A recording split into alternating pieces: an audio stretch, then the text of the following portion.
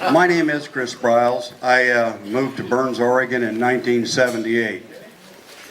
Wow. I've been there. You been there? It's a good little place. It's got a lot of beautiful people there. Yeah. It's got a lot of wonderful country. A lot of resources that you just wouldn't realize driving through town. I grew up on a ranch in Colorado, and I always learned that you help your fellow man and you live your life right. You know, there's a difference between right and wrong, and if it's wrong, you don't do it, and if it's right, you stand up for it. It's pretty simple. It's pretty easy to figure out. It should be. I was asked to come and talk, and I readily agreed I would drive. My friend Todd Applegate drove me up here, and I want to talk to you about what I saw in Burns, Oregon.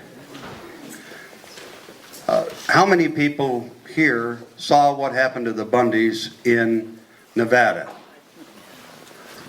Did it ever occur to you, as it did to me, when I watched that, I thought, uh-oh, here's a bunch of radicals and the government's going to get rid of them. But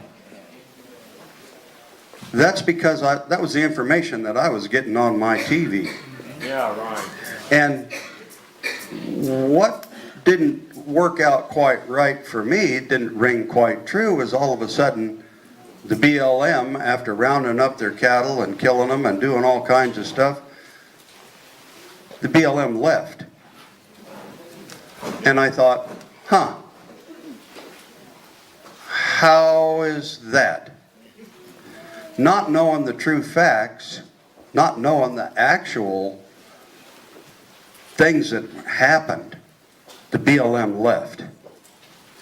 To me, that meant the BLM was in the wrong, and they knew it, and they left.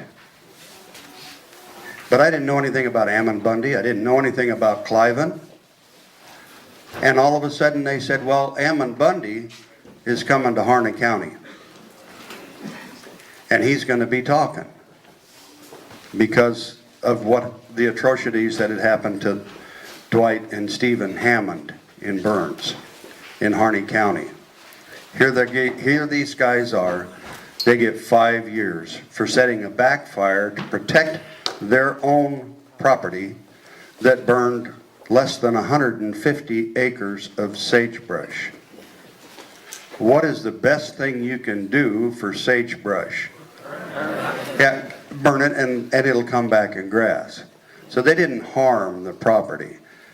They saved their ranch. They were sentenced to a mandatory minimum of 5 years. Wow. Well, they got, and the judge says it would shock the conscience to impose these fines on these men for this type of an infraction. So they got far less sentences. They went and they served them. They got out of prison, and the government says, no, wait a minute, they forgot to serve the mandatory minimum. You have to go back. And they sent them back. Yeah. So Ammon Bundy, he shows up with his people, and I'm going, what is going on in my backyard now? I got to go find out about this, you know. I'm not going to listen to anybody else. I'm kind of a bullheaded old turd that makes up my own mind. And I grew up on the premises that when you meet someone, you give him a good firm handshake and you look him right square in the eye. That's how you greet someone. And if you've ever done that, if you've lived your life that way, you suddenly realize that you can judge character fairly quickly that way. I went to the fairgrounds to find out what was going on, and I had chips on my shoulder. I thought, now, you know, I'm not going to have somebody coming in and causing a problem in my county. I shook Ammon Bundy's hand, and I looked him in the eye, and I immediately knew this is a real person. This isn't some phony person This is a person that's concerned and honest and caring and loving. I mean, you can tell it right away. So I sat there in that meeting, and they gave us some training on the Constitution of the United States of America. Wow. Like what Ryan was talking about before. They gave us some training. They gave us the history and the history of the committees of safety and how valuable they were and what they were for. What the committee of safeties were for is to keep the government in line. There's a thing called redress of grievances. Ammon said, hey, let's take another look at what has happened to the Hammonds.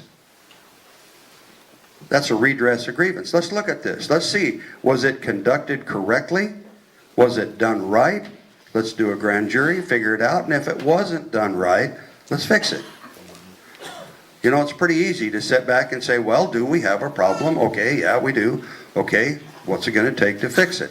That's all there was.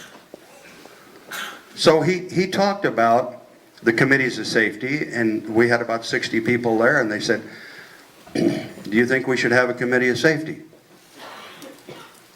And it was unanimous. All the hands went up. And I'm sitting there, and they said, well, let's open it for nominations. And so they nominated the first person, and I thought, boy, that poor guy, he just, look what just happened to him. I was the second one. Later on, the first man that was nominated, he bailed out. He didn't want any repercussions. He didn't stand up on his own hind feet and speak out for what he believed because he was worried about some other issues. I thought, okay, I barely know what the Committee of Safety is, but I know that there's a responsibility here. And I have helped the people in my county since the day I moved there, and I wanted to be a public servant still. Wow. I had retired in 2006 as the Burns Fire Chief because of the 5 fusions that I've had to my back and some problems that I encountered while running the ambulance service. I was still the Harney County Fire Chief and looked at as a public figurehead. I'm fairly well known as brutally honest. If you ask me a question, I will give you the answer, and it's going to be true. If you don't like the truth, don't ask me a question.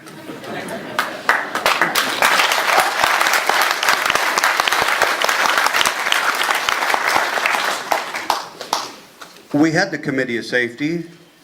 We did a rally. We went up to the Hammonds. We sang songs to them. We gave them flowers.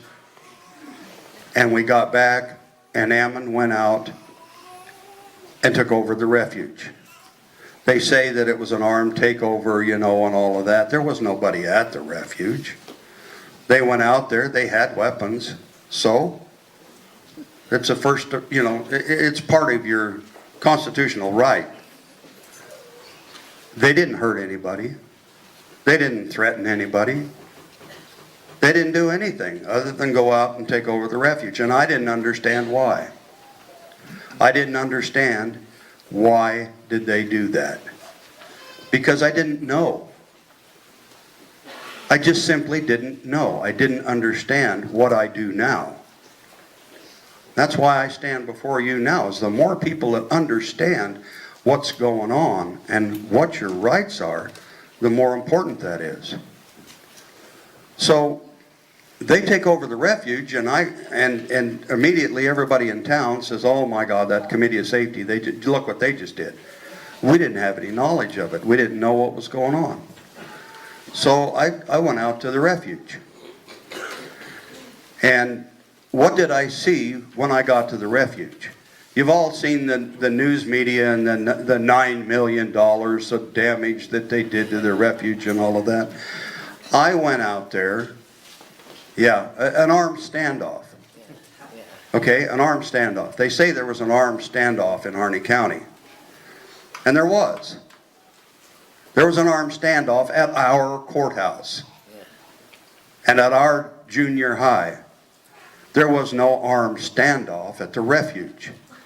When I went out there, I told them who I was. There was a pickup parked across the way, but I talked to them and I said, hey, and they said, yeah, go on down. So I walked down. I didn't have somebody holding me on both arms or anything like that. I walked down there, and what did I see? I saw a great big blue dumpster there. And there were people hauling trash to that dumpster. That's what these horrible people were doing, is cleaning up that cesspool that they had encountered. It hadn't been maintained. It hadn't been taken care of. There were dead rats in the shed and just mess everywhere. They were cleaning it up. I saw a guy replacing a light. I saw people working as a team. And it's like, wow, that's cool. Somebody cares about this place. I visited it several times before, and I always thought, wow, can't somebody clean the flies out of the windows? Can't somebody sweep the floor?